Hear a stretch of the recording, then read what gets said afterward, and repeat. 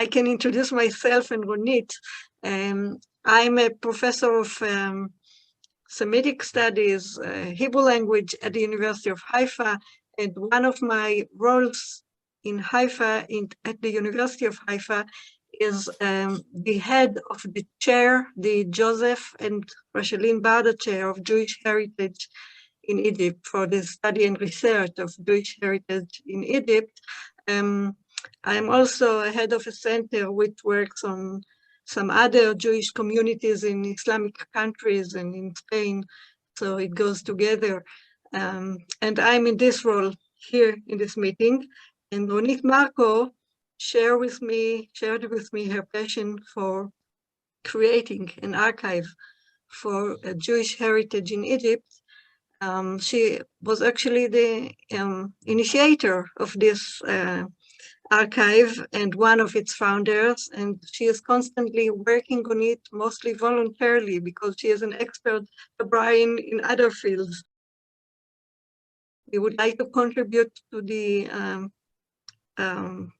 plan or the initiative you have about this issue in Brazil. So, Ronit, would you like to add something about it? Yeah, thank you. So I'm half Egyptian. My mother is from Alexandria. I agree. And, yeah. And I belong to the Peñas family. If you've heard about it, the Peñas and the Cohen family from Alexandria. And I really started it as a project as part of my master's degree. And it has continued since then for almost 5 years now. What we do, and maybe I can share the screen and show you some examples.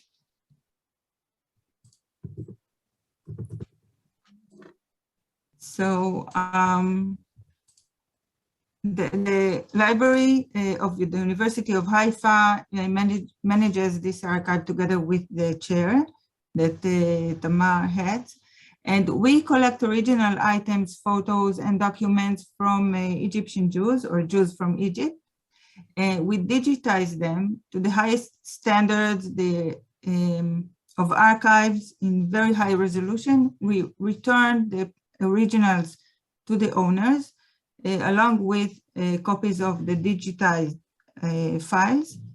And then we upload everything to the catalog of the library as part of the archive. This is an example, and you talked about the 6-day war, how we can learn from a picture and from the information that we add to it.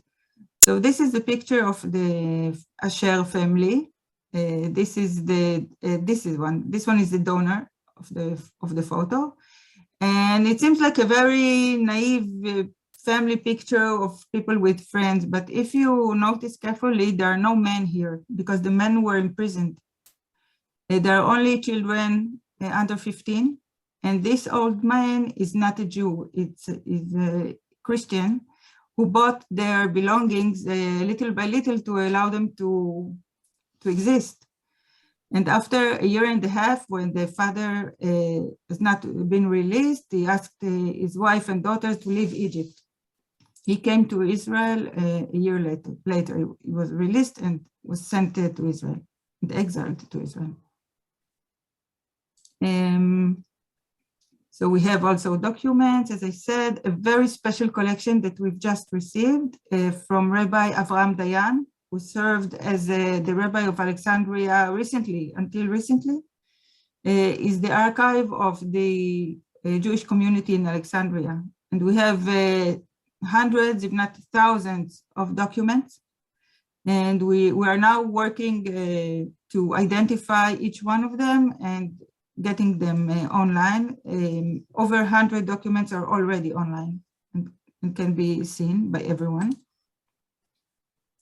We get from people books that they've written. This book is from Ovadia Yerushalmi, which was one of the Jewish prisoners in the 6-day war. So we received his book.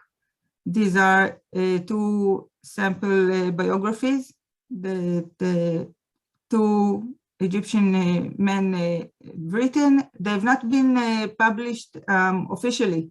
So they just printed several copies for the family, and we received copies, we scanned them and uploaded them.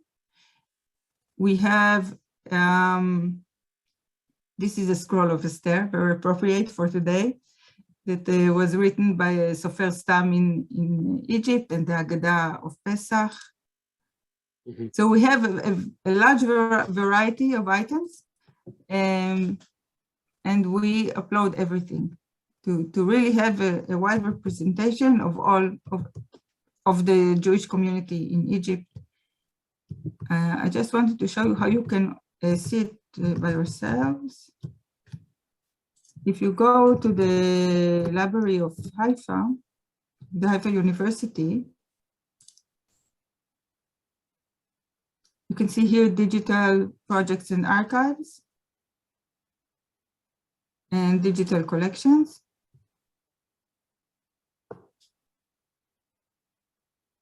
Here you have archives and research institutes, and this is the Digital Heritage Archive of Egyptian Jewry. Right now we have only information in Hebrew.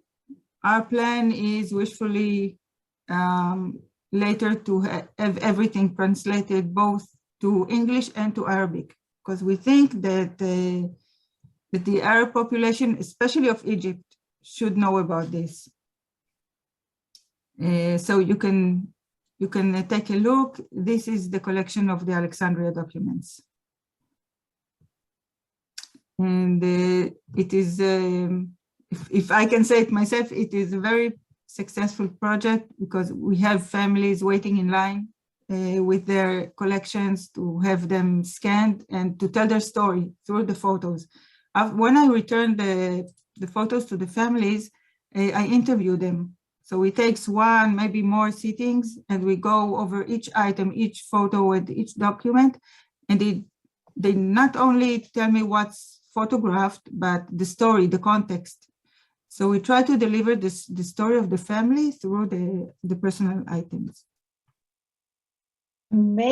I would like to make some comment that I can see that we are absolutely in tune according to what you said. And also when you mentioned that you are from Alexandria, I have also to mention some similar situation, but something that I lived by myself. If you allow me to say about two things very important for any Jew who was living in Egypt. I was around 10 years old or something like that. It was Pesach, as you mentioned, also the Haggadah and so on, so I remember this. And then I was a little bit, I was talking too much, you know, for most of the people. That, so, and it was during the Haggadah, and I stopped and I asked everybody, I was a kid, you know, what are we doing? What are we praying for? We are praying that we are happy because we left Egypt, but we are in Egypt. Then my dad looked at me and said, what should I answer to this stupid guy?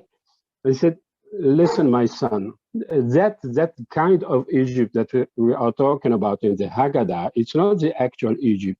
It's the Egypt of the pharaohs. If you go outside on the street, can you see any pharaoh? I said, no, Dad. So stop with this stupid stuff. Actually, we are talking about another country that we are living here. And then everybody laughed about it. And then we started all over again, and so on. That's one point. The other point is the Haggadah was written. I can just comment on that, because this is one question that I ask everyone. I said, when you sat there in Pesach and you blessed for getting out of Egypt, didn't you think that it was weird that you are still in Egypt? And you are the first one to say that they really asked about it. The others said, we didn't think about it.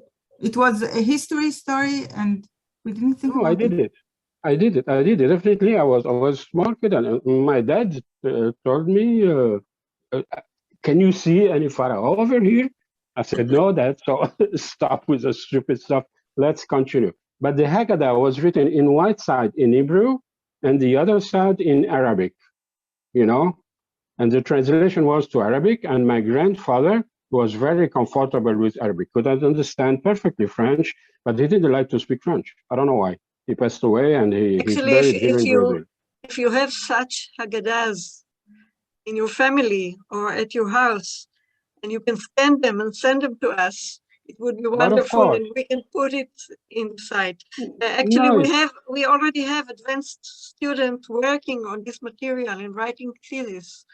I think I'm normally I'm not reasonably connected on social network, but myself, I was born in 1948. Then it has something for us, you know. The year of 48 is very important for every Jew, I think. And this was in Egypt. And then I had all my childhood during this, and I can remember also the wartime in the Suez Canal crisis in 1956, and then we left the country definitely on January 62. So I have fresh in my memories everything that happened since then. And how did I join such a good friend and a very nice gentleman, Mr. Cohen? It's because of the social network. You know, sometimes they invited me to say, "Hey, Sammy, tell us a story or something like that." But I wasn't very comfortable about it. You know, I didn't want to play with the things regarding the past because it was some kind of difficult. Then definitely I accepted, and I wrote some few lines about my experience during the war and during the blackout and during all the stuff like this. And I said, okay, you are good at writing, so we can proceed. Then that was in October 2020. And then we decided, all of us, I mean, we had a small group, and then we decided to open a website called judezoegypt.org. That means Jews from Egypt, not Egyptian Jews. That makes a very important difference because we were not accepted as Egyptian citizens. And this is the point that it is very important about the things. And then we decided to open this website page, which is about, you know, about people. It's not about historical facts. You know, historical facts is not important. So we decided to make an interview. We interviewed more than 20 people. All of them who left from Egypt, either they lived in Egypt and then they had to travel and to leave the country, or they were related. Sometimes they could be son or grandchildren of those exiled. But most of them, I say, more than 90%, they already had an experience in Egypt. Some of them during their childhood, most of them, I say, and some other ones, like myself, I was 12 when we left Egypt. So I have everything fresh in my memory. So I can put this in words and exchange experience with similar situation. But there is something very important because until then, we had testimonies from people who left Egypt in 1956 and so on, 56, 57, 58, and then stop a little bit. Until last year, I met a gentleman from Boston. His name is Dr. Mangoubi, and I've been reading about his testimonies and some publication on the Jerusalem Post, on New York Times, and so on. And then we had a phone contact. He said, Sammy, I have a different experience because I've been in Egypt during the 6-day war. I said, that's really something because we never had any kind of testimony of anybody at all from Egypt who were there, still there in Egypt during the 6-day war. Then, in my understanding, what happened during the 6-day war? I can remember I was in Brazil, you know. I was absolutely frightened. I was almost crazy. I think I was 17 years old or something like that. When we heard on TV and on the papers that it's going to be a conflict between a lot of, let's say, Arabic origin countries, not only Egypt, with Israel, we said, my good Lord, it's going to be the end once again. That's impossible. And then it took few days only, and then we discovered that it was exactly the opposite. So when I met Dr. Mangoubi, he told me that he was there. Then they were persecuted because it was a very complicated situation for them, exactly the opposite, 180 degrees compared to my satisfaction when I understood that this situation has passed and we could say, okay, we are saved once again, thanks to the Israeli army and all the strategic stuff that put Israel on the top. And then it was a terrible defeat for the Egyptian. It was a shame. It was catastrophic. And I understood by Dr. Mangoubi, that was only a few months ago, that Egyptian citizen was taken just like prisoners of war. I said, I never heard about that. So we made a lot of recordings, almost 4 hours recording. Then it was a personal testimony, but with historical reference.